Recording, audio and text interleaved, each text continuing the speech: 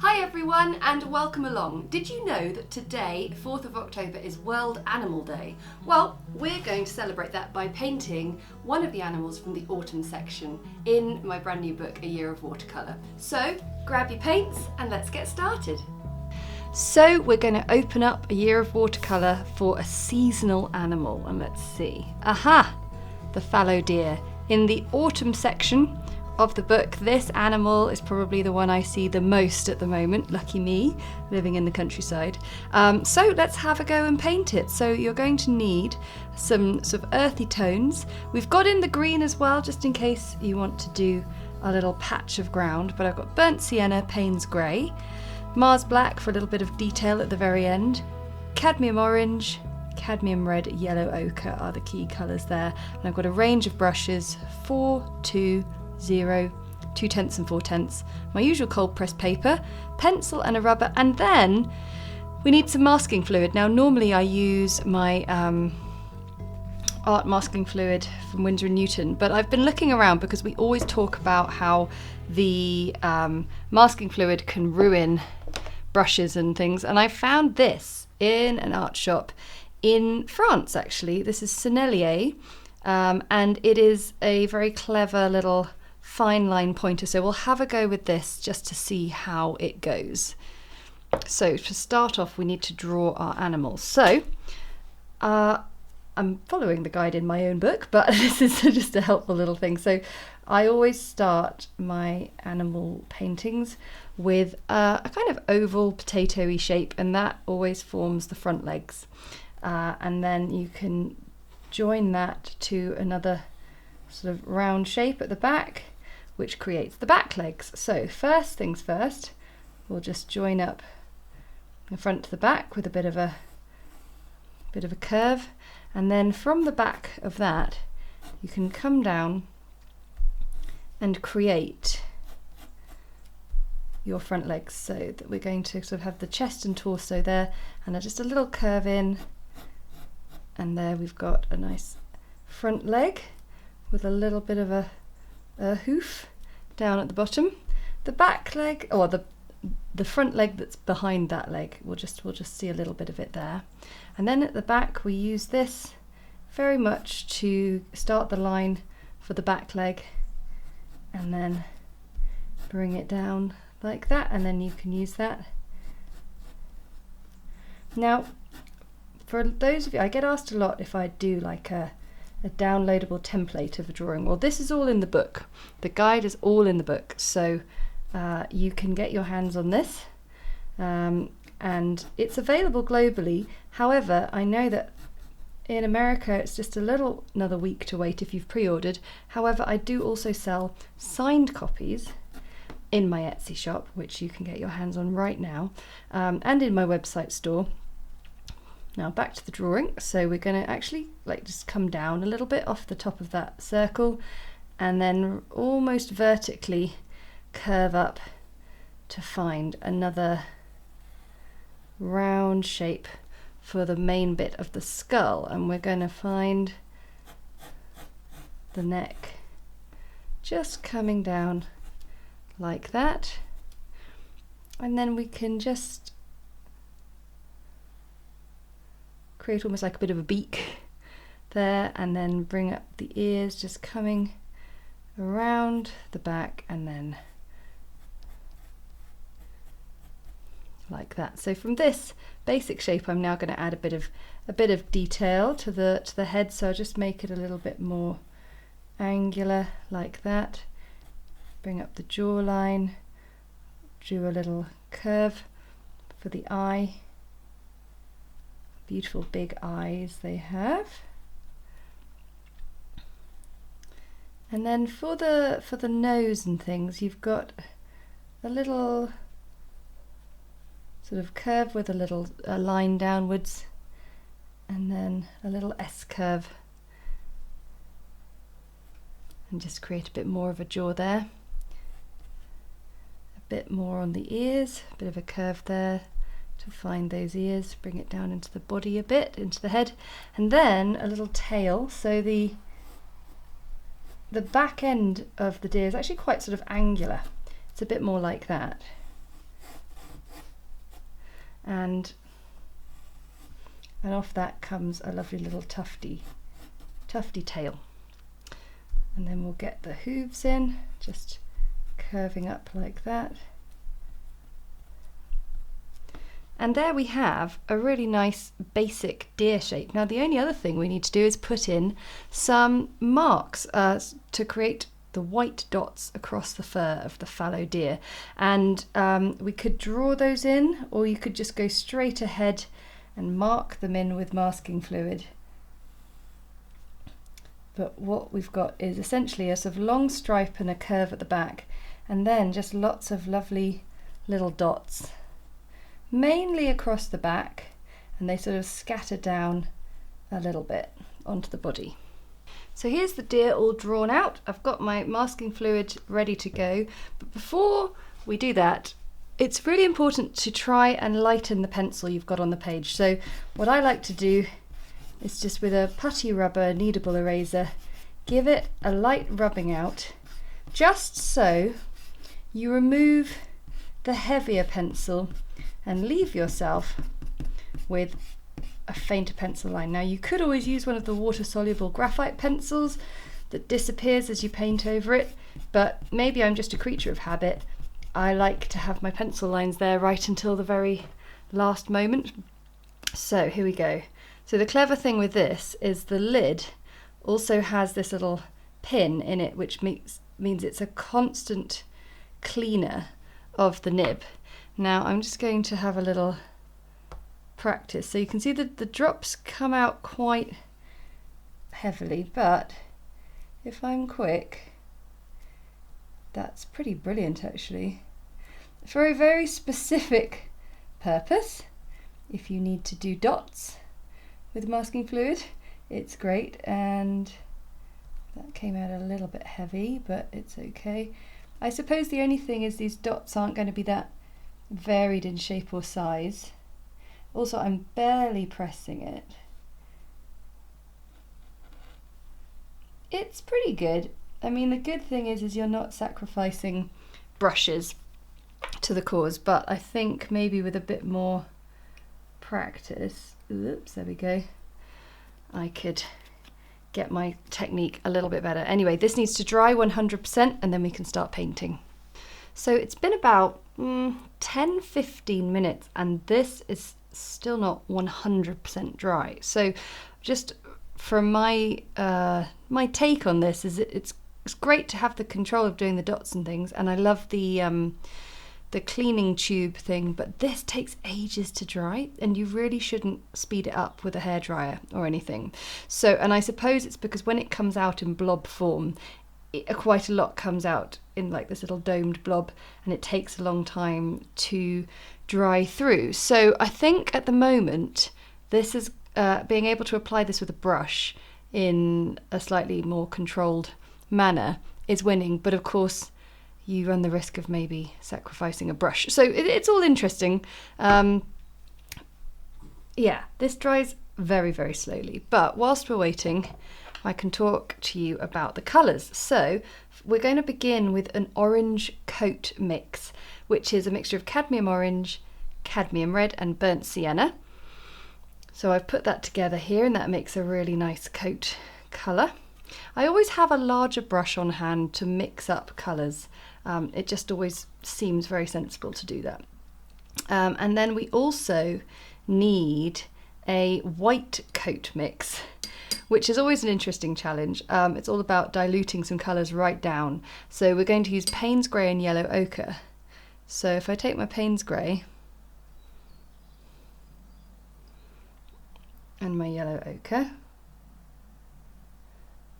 and the two of these together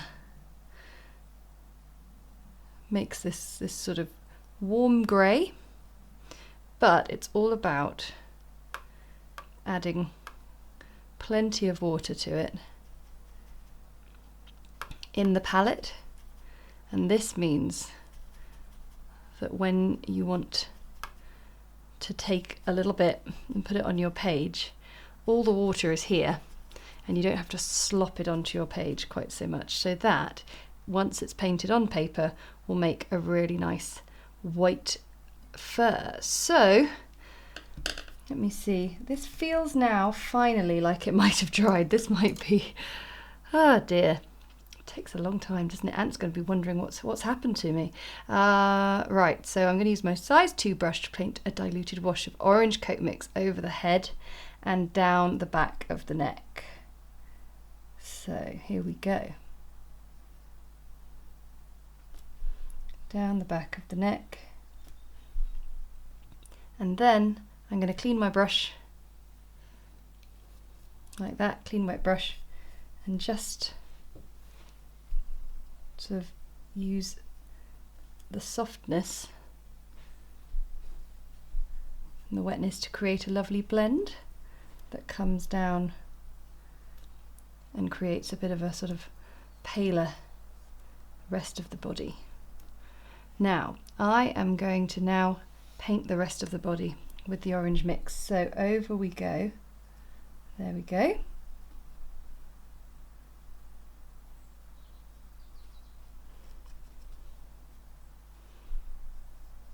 Still sort of starting on the top edge of the back and then bringing the colour downwards. And as we go down, we're going to clean off the brush and just draw that colour and make it really nice and pale and almost invisible.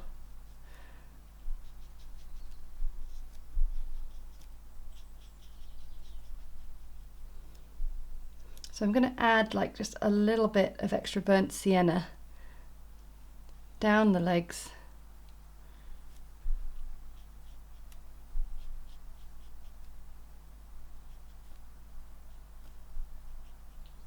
There you go.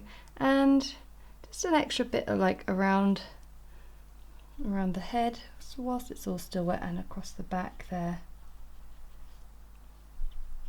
Just getting the contours of the body really nice.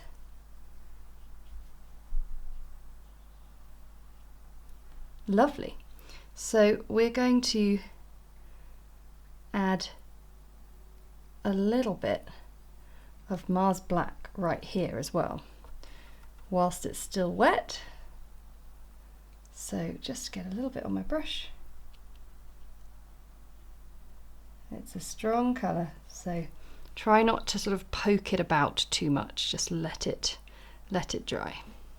Now I'm going to take my 4/10 brush, and we're now going to start to amp up the detail. So I'm just making a slightly more concentrated version of the wash of the orange coat mix over the body. And I'm now going to start painting lots of little fine hairs over the body with the 4/10 brush. Now what I'm going to do is I'm painting a more sort of concentrated colour of the wash that's underneath. So when it's faded to almost nothing, that's where we're going to paint little hairs of the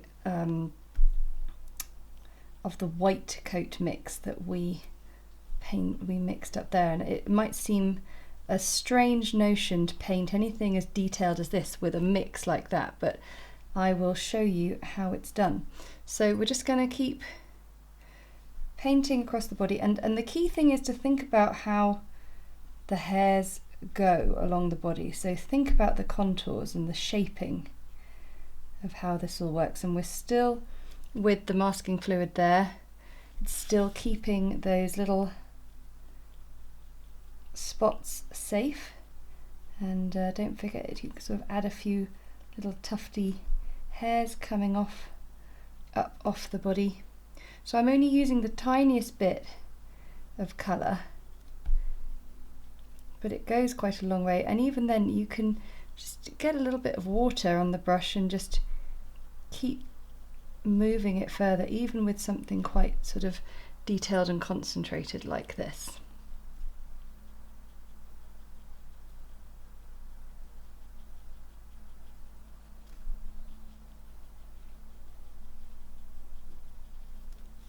So I've done the orange coat mix contours, and then what I say in the book is I say use the more concentrated colour that corresponds with the colour you've painted on the first. So I added a few more little like burnt sienna bits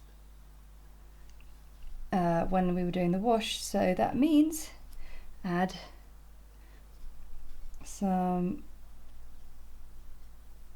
burnt sienna to some of the contours as well, and you can see it really starts to come together, and then we will be finishing it off with adding the contours to the face. I've got to put the white fur mix in.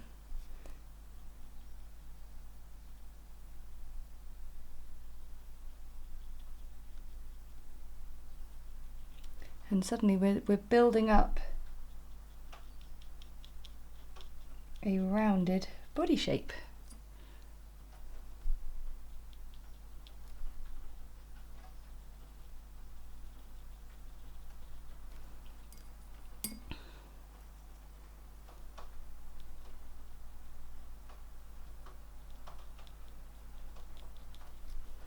Okay, so this white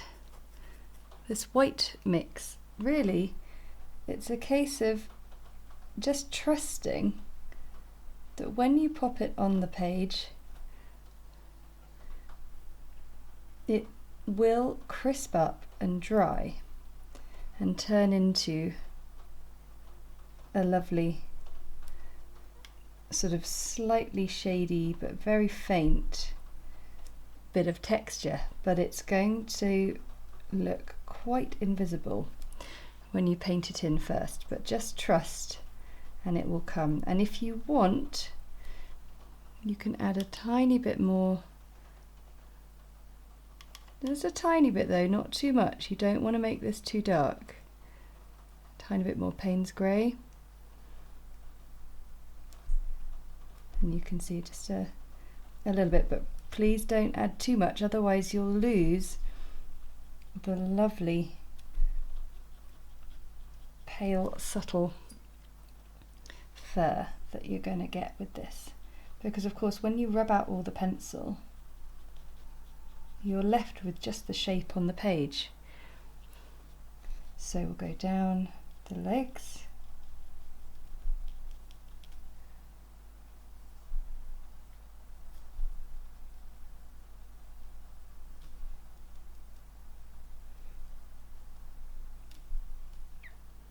just building that colour up, and of course the tail as well.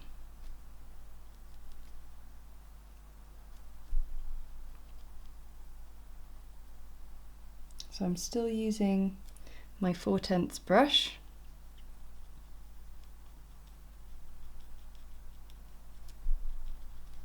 and this is one that's a nice sort of slow, methodical, it's not one for rushing. That's what a lot of the projects in this book are quite focused on, sort of some repetition, not rushing through, enjoying the process. It's all about enjoying the process, I find, because then the finished result will be so much more satisfying. So I'll get a slightly larger brush to finish off the tail, so I'm going to still use the sort of brush stroke approach. I'm just going to pop a little bit in there and just a little bit of the shadowy tone. Lovely. Okay, so we're going to let that all dry, but we can do the contours of the face whilst we wait. So let's have a look. So for a deer, they've got quite a sort of angular face, and we're going to just travel down the line of the side of the muzzle and then just come up around the eye socket, and then they've also got sort of supermodel-esque cheekbones, so we're just going to sort of bring in a sort of contour. Yeah, we're basically contouring like a good makeup artist, and then I will just add a little bit of the orange coat mix to just the side of that ear, which we can see, and a little bit of the white coat mix on the inside for the moment. Okay, we'll let that dry and we will now focus down on the hooves. So we need some Mars black.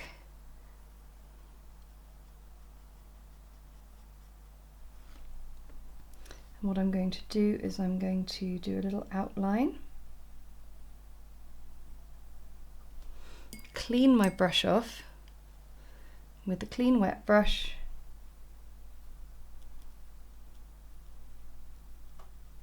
Going to bring that colour in because there's so much pigment there, you don't need a lot. So we'll do that again.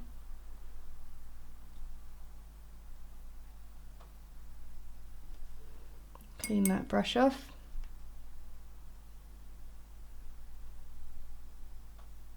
You're drawing the colour in from the side of the hooves with the wetness, and there's also a little dew claw in there. The last thing to do before we rub out the masking fluid is pop in the Mars black details on the nose. So I'm just following the shapes drawn.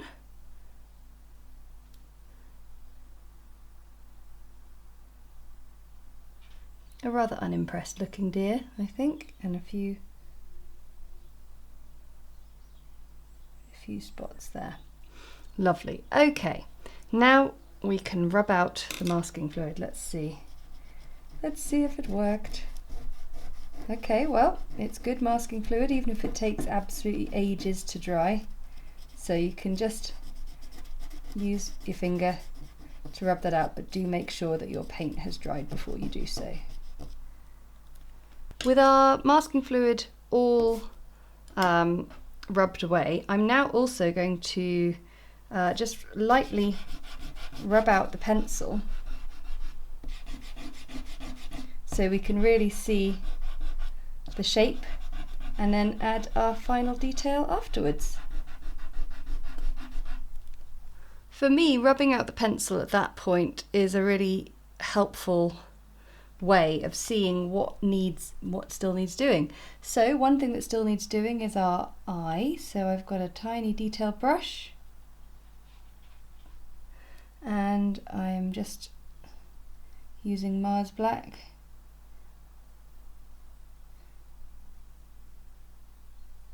to create the shape there.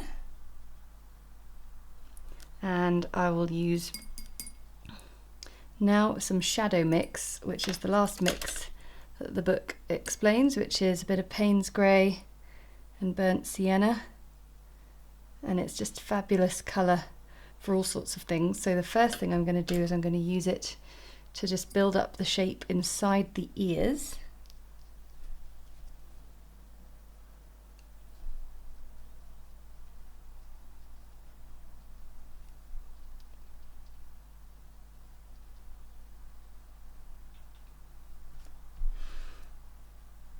And then it can be really helpful to just help build the contours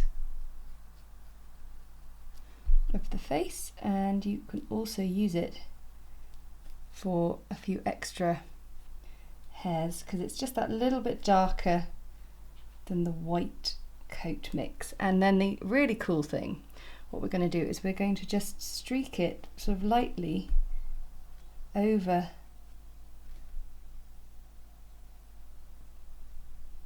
the white spots, and it's going to make them just tie in really nicely to the fur. So I don't have a lot on the brush. I'm using my 4/10 brush, and that's just bringing those white dots into the rest of the body. And I think this is a really nice little tip when you're doing these kinds of markings, is to remember that they're still part of the fur.